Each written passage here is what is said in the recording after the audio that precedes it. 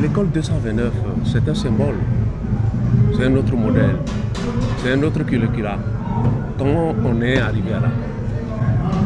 Merci beaucoup de votre question. On en est arrivé là simplement parce qu'on a remarqué qu'aujourd'hui, nous avons justement beaucoup de diplômés qui n'arrivent pas concrètement à se vendre en entreprise. On a aujourd'hui beaucoup de personnes, beaucoup de jeunes qui sortent des universités, mais qu'en réalité, on les voit dans le chômage. On les voit, je dirais, quémander de l'emploi. Parce que quelqu'un, à mon avis, qui a de la compétence, ne quémande pas de l'emploi.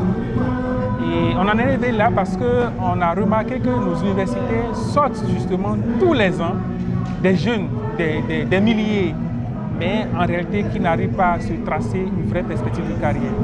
Et donc, on a essayé aussi de voir que, en réalité, ce dont les entreprises ont besoin, ce n'est pas le diplôme, mais c'est la compétence. Et donc, on a matché toutes ces informations et on a mis en place, en fait, l'école 229. Et l'idée aujourd'hui, au niveau de l'école 229, c'est de pouvoir, de manière très agile, mais très innovante et dans des délais courts, de former des hommes et des femmes engagés, passionnés, motivés sur les métiers du numérique, de manière à ce qu'ils puissent répondre véritablement aux enjeux qui sont les leurs pour l'entreprise. Vous inversez là quand même un système, un principe des curricula auquel nous sommes habitués, le diplôme. Diplôme, adéquation, formation. Mais aujourd'hui, vous êtes en train d'installer ce qu'on appelle tout simplement dans le système anglo-saxon ce que tu peux faire, ce en quoi tu es compétent.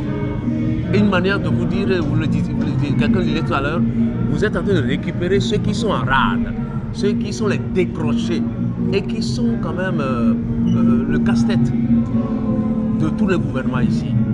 Est-ce que quand vous êtes, l'idée vous est venue de saisir ce filon-là, vous étiez confiant vous-même? J'étais très confiant parce que je savais que c'était un besoin. Et un besoin justement auquel il faut répondre de manière très urgente. Sinon, chaque année, c'est de milliers d'étudiants. Mais en réalité, vous allez voir que ce n'est pas en réalité ça. Parce qu'aujourd'hui, même vous questionnez des étudiants, d'accord, qui sont à l'université, qui vous disent en fait, qui n'ont jamais voulu peut-être faire telle filière, mais ils sont rentrés dedans parce qu'ils n'avaient pas le choix. Non, en réalité, ça ne devait pas être ça. Parce qu'aujourd'hui, cela pose aussi la problématique d'orientation chez les étudiants, une fois le bac acquis. Donc, c'est beaucoup de sujets. Et nous pensons en réalité que c'est même vers ça qu'il faut aller.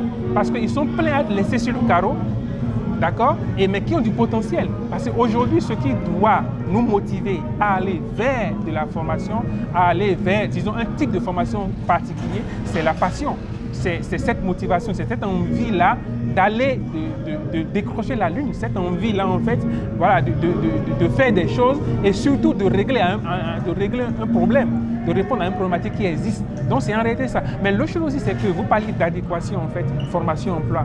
Mais en réalité, est-ce que, même dans notre université, nous faisons le travail qu'il faut pour réellement comprendre les besoins que nous avons sur le marché de l'emploi? Ce travail n'est pas fait, ou du moins ce n'est pas fait de manière vraiment très pointue. Nous, avant de lancer des centres, on a questionné des entreprises.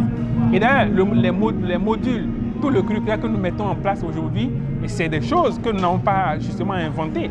On a été dans des entreprises pour comprendre leurs vrais besoins, pour savoir en fait les besoins en fait en compétences qui existent réellement. Et c'est sur ça que nous avons travaillé le curriculum de manière à mettre, à sortir des étudiants qui répondent à ces problématiques-là. Donc je pense que dans toute formation, c'est le travail qui devrait se faire, parce qu'il ne faut pas former pour former. Il faut former, il faut se rassurer que l'étudiant diplômé ou certifié ou qui a de son attestation, il est en capacité justement d'aller monétiser ce qui s'est fait. Et nous aujourd'hui, c'est tout le sens de la formation que nous faisons. On ne forme pas pour former, mais on forme pour insérer. D'où toute la rigueur et toute la méthodologie vraiment adéquate qu'on doit mettre en place pour, à la fin, atteindre les résultats escomptés. Au-delà de la rigueur, au-delà du code de la formation, au-delà quand même des aléas sociopolitiques, socio-économiques, sociologiques, si je m'explique comme ça là. Aujourd'hui, vous inversez la tendance des curricula auxquels nous sommes habitués. Et là, je vais te retourner la question. Pour dire quand même, est-ce que vous ne touchez pas là quand même un des principes forts, hein, quand même qui semble être encore des faiblesses de nos gouvernements dans la résolution de la problématique du chômage. Et comme ça, là, quels sont les défis qui se présentent à vous? Non, mais en fait, le principal défi, c'est celui lié à l'insertion professionnelle. C'est pourquoi aujourd'hui, nous essayons justement d'impliquer toutes les forces vives, tous les acteurs économiques, sociaux, etc., pour qu'ils comprennent. Parce que le chômage aujourd'hui, c'est une bombe à retardement. C'est une bombe à retardement. Et donc, il faut vraiment mobiliser toutes les énergies autour. Aucun effort ne sera de trop dans l'atteinte de ces objectifs-là. Vous avez vu tout à l'heure dans la salle, en fait, des personnes même qui sont en reconversion professionnelle ou des jeunes porteurs de projets à dimension numérique mais qui n'ont pas les compétences justement de pouvoir développer leur projet. Et même des personnes qui sont inscrites à l'université mais qui, au fond, n'avaient vraiment aucune appétence pour ce qu'ils font. Donc aujourd'hui, c'est des niches en fait qu'il faut arriver à identifier. D'accord? Et derrière, offrir vraiment des solutions adéquates. Mais l'autre chose aussi qu'on oublie, en fait, quand on parle d'insertion professionnelle, c'est l'entrepreneuriat. Parmi ces étudiants, il y a certains, justement, qui ont fini, mais qui n'ont pas voulu travailler, même s'ils ont eu des opportunités, et qui ont toujours dit qu'ils veulent entreprendre. Et c'est d'ailleurs tout le sens et tout l'aspect vraiment intégré du dispositif qu'on a mis en place pour permettre justement à ces étudiants-là qui finissent, mais qui veulent entreprendre, de se faire récupérer par l'incubateur existant, qui derrière met son offre d'accompagnement pour leur permettre justement de créer des entreprises, de les développer et de, voilà, un modèle économique, etc., d'aller vers les questions de levée de fonds, etc. Donc, c'est ça toute la dimension vraiment très structurante de nos actions. Et nous pensons que, vous parliez d'État, de gouvernement, nous pensons que, en fait, l'État doit jeter ou doit porter un regard vraiment très pointu sur ce que nous faisons et voir comment vraiment accompagner cette initiative. Parce que là, il faut qu'on monte à l'échelle. Ils étaient 329 à postuler et ils sont 11 à être recrutés au niveau de l'école de 129 parce que justement, nos moyens sont aussi limités. Donc, imaginez à cette échelle-là, si vous avez 329 personnes qui, en l'espace d'un mois, s'inscrivent et qui sont prêtes justement à passer du système classique à ce système alternatif, parce que ce que nous faisons, c'est de la formation alternative, ne sont pas une université, nous sommes bien d'accord, ne sont pas une université et nous n'avons même pas l'ambition de l'être.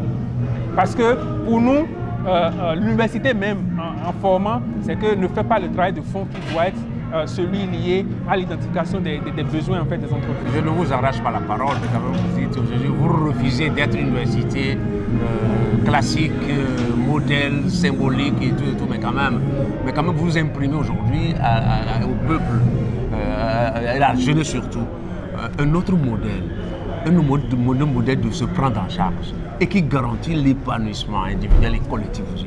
Parce qu'aujourd'hui, c'est fort bien que quelqu'un puisse devenir entrepreneur, qu'il puisse engager ses frères et sœurs pour l'aider à s'épanouir et à s'épanouir aussi. Qui vient à l'école?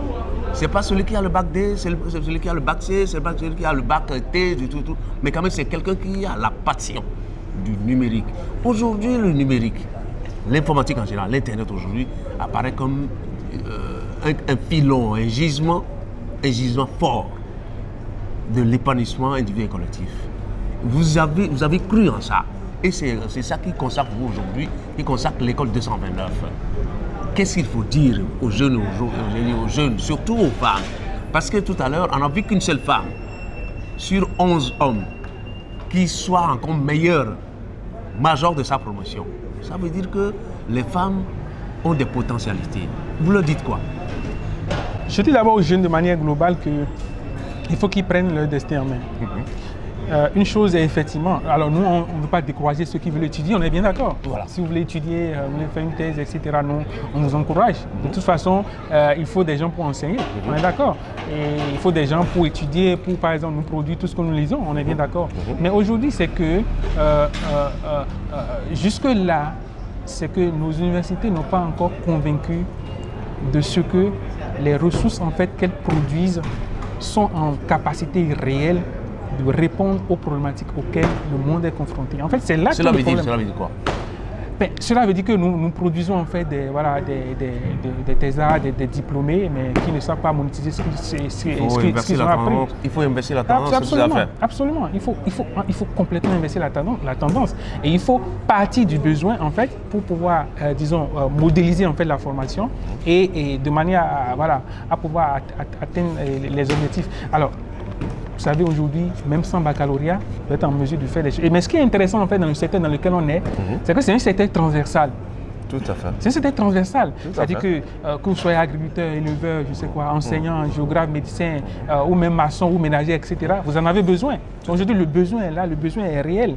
Et donc, il faut aller vers ça. Il faut aller en repensant en fait la formation, d'accord, en intégrant au maximum aussi les acteurs d'entreprise. C'est ce que nous faisons au niveau de l'école des 129. On reste pas, en fait, c'est pas un vase clos ou bien, voilà. Il faut impliquer aussi en fait des professionnels qui sont en entreprise et qui peuvent parler de ce qui se passe dans l'entreprise pour accompagner l'insertion professionnelle. C'est vers ça, en fait, il faut aller. Et nous pensons que, en fait, disons, l'éducation qui doit être promue aujourd'hui, c'est cette éducation, cette formation, en fait, alternative.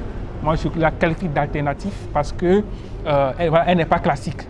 Elle n'est pas classique. Il faut renverser la tendance de manière à ce que ce qui soit demandé, en fait, ce qui sera demandé par l'entreprise pendant son recrutement, pendant le recrutement de l'apprenant, ça ne soit pas en fait son diplôme, mais aujourd'hui ce qu'il sait faire, qui démontre qu'il est en capacité en fait de pouvoir répondre aux besoins des entreprises. C'est tout. Et c'est ce que nous essayons de faire d'ailleurs. Il y a des entreprises aujourd'hui qui sont très réticentes, mais on leur dit prenez les étudiants, testez-les, vous verrez qu'en réalité ça n'a rien à voir avec vos licenciés ou les masters que vous prenez, mais c'est des gens en fait qui ont. Quand vous disiez ça là, quand vous disiez ça aux entrepreneurs, aux classiques, aux sociétés, aux entités auxquelles nous sommes confrontés aujourd'hui, qui ne veulent que recruter des diplômés, master, doctorat et tout, ils n'ont pas intégré, ils n'ont pas su insérer les vraies compétences.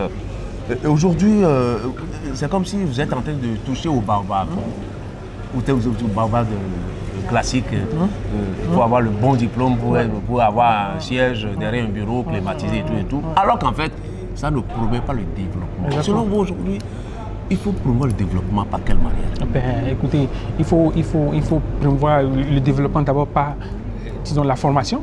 Elle est hyper importante. Mais former des gens, des hommes de qualité, d'accord? Alors, vous savez, en fait, il est parfois peut-être difficile de dire ce que nous faisons et d'arriver à convaincre verbalement.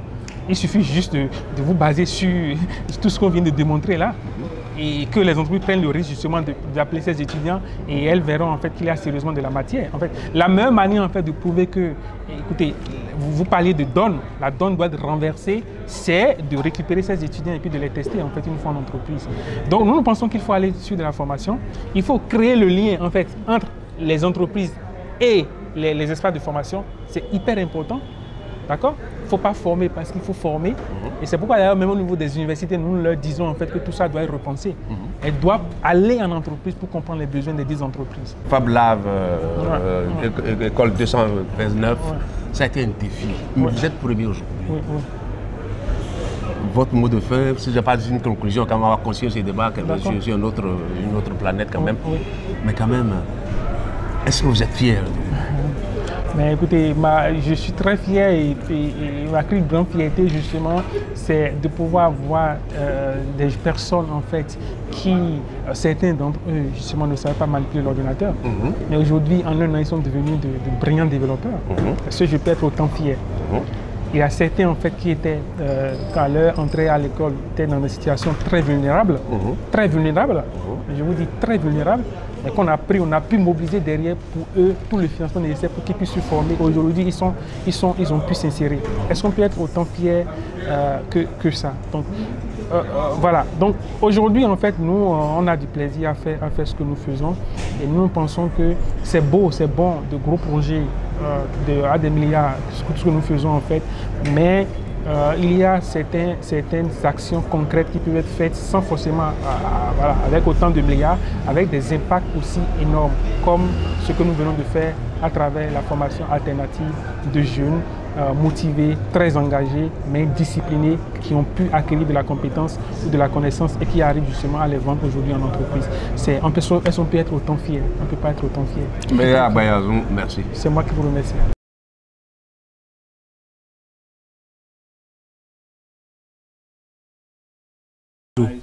À comprendre.